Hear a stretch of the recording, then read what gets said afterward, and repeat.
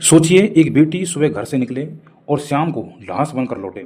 सोचिए एक बहन जिसके सपनों की दुनिया अभी बनी भी नहीं थी, उसकी जिंदगी दरिंदगी के बीच खत्म कर दी गई। दोस्तों, आज मैं आपसे उस कहानी की बात करने जा रहा हूं जिसे सुनकर हृदय कांप उठेगा। दोस्तों, ये सिर्फ एक बेटी मनीषा की कहानी नहीं है, ये पूरे देश की बेटियों की चीख है जिसे हमारा समाज, हमारा सिस्टम, हमारी सरकार बार बार अनसुना कर रही है। यह हरियाणा की धरती है जहां 19 साल की प्ले स्कूल टीचर मनीषा की हत्या ने राज्य को झकझोर दिया। 19 साल की प्ले स्कूल टीचर मनीषा 11 अगस्त को स्कूल से निकलकर नर्सरी कॉलेज पूछताछ करने गई, लेकिन घर नहीं लौटी। उसके गायब होने पर पिता ने मिसिंग पर्सन कंप्लेंट दर्ज कराई, लेकिन पुलिस ने इसे गंभीरता से नहीं लिया। शायद भाग गई होगी, लौट आएगी कहकर पिता को वापस भेज दिया। 13 अगस्त को सिंघाई गांव के एक खेत में उसका गला कटा शव मिला। मनीषा एक साधारण लड़की थी जो अपने परिवार के सपनों को पूरा करने के लिए पढ़ाई प्लस काम कर रही थी, लेकिन कुछ लोगों की गंदी सोच ने उसकी जिंदगी छीन ली। मनीषा की हत्या इतनी बेरहमी से की गई कि हर किसी की रूह कांप जाएगी और शरीर के कुछ हिस्से गायब थे, विशेषकर शरीर के कुछ संवेदनशील भाग जैसे आंखें, गले की श्वास नली, भोजन नली और निजी अंग सहित विशेषकर शरीर का ऊपरी हिस्सा गायब था। दोस्तों, सरकार ने मामले की संवेदनशीलता को देखते हुए एसपी का ट्रांसफर कर दिया गया। एसएचओ सहित 5 पुलिस कांस्टेबल निलंबित कर दिए गए।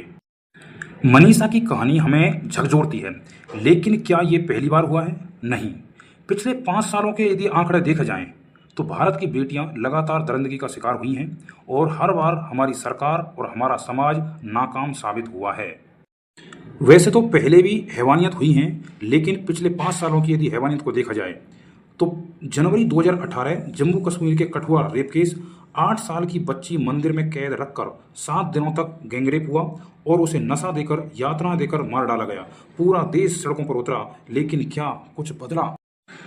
जून 2017 में यूपी के उन्नाव रेप केस हाईलाइट ज़्यादा हुआ था। 2019 में बीजेपी विधायक कुलदीप सिंह सेंगर पर 17 साल की लड़की ने बलात्कार का आरोप लगाया और पीड़िता न्याय के लिए लड़ती रही, लेकिन उसकी कार को ट्रक से टकराकर एक्सीडेंट दिखाकर हत्या की कोशिश की गई। नवंबर 2019 हैदराबाद ट्रेनी डॉक्टर केस हुआ। 26 साल की डॉक्टर का 4 लोगों ने गैंग रेप किया।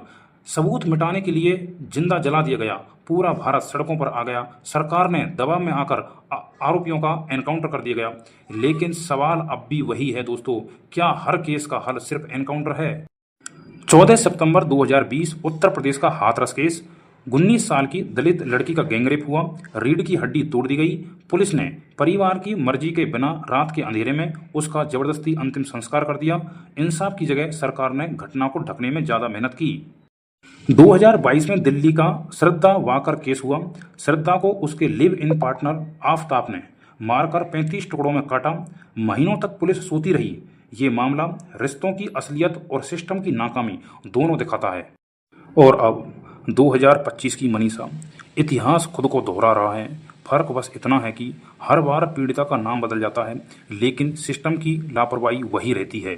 सरकार और सिस्टम की नाकामी। हर घटना के बाद सख्त कानून बनाने की बातें होती हैं। निर्भया फंड बना, लेकिन उसका इस्तेमाल अधूरा है। पुलिस स्टेशनों में महिला अफसरों की कमी है। कोर्ट में सालों तक मुकदमे अटके रहते हैं। राजनेता बयानबाजी में व्यस्त रहते हैं, लेकिन पीड़िता और उसका परिवार अकेला लड़ता है। दोस्तों, कड़वा सच, जब तक अपराधी को तुरंत और सख्त सजा नहीं मिलेगी, जब तक हर बेटी को सुरक्षा का भरोसा नहीं मिलेगा, तब तक मनीषा, कठुआ, हाथरस जैसी कहानियां बार बार लिखी जाती रहेंगी। हमारे समाज की गंदी सोच, लड़की रात में क्यों निकली थी, उसके कपड़े कैसे थे, लड़की ने विरोध क्यों नहीं किया, यह सब सवाल पीड़िता से पूछे जाते हैं, कभी आरोपी से नहीं पूछे जाते। असली जहर हमारे दिमाग में है, जो महिला को बराबरी की नज़र से देखना ही नहीं चाहता। दोस्तों, मनीषा कोई अनजान नाम नहीं है। वो आपकी बेटी भी हो सकती है, आपकी बहन भी, आपकी दोस्त भी हो सकती है। हर बलात्कार सिर्फ एक लड़की का नहीं होता, पूरा देश का अपमान होता है, पूरे समाज का अपमान होता है। अब वक्त आ गया है कि हम चुप्पी तोड़ें, सवाल पूछें, सिस्टम को जवाब दे बनाएं।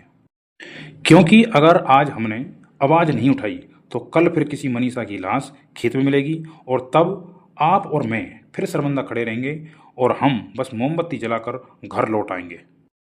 बेटी बचाओ सिर्फ नारे में नहीं, हकीकत में होना चाहिए। न्याय दो, वरना ये देश खामोशी में डूब जाएगा। बेटी बचाओ ये नारा नहीं, एक जिम्मेदारी है। इंसाफ दो, वरना हम सब गुनहगार होंगे। दोस्तों, अगर आप चाहते हैं कि मनीषा जैसी बेटियों को इंसाफ मिले तो इस चैनल को सब्सक्राइब कीजिए और वीडियो को लाइक एंड शेयर कीजिए, ताकि हमारी ये आवाज़ और बुलंद हो सके। और कमेंट में जस्टिस फॉर मनीषा जरूर लिखिए। जय हिंद दोस्तों।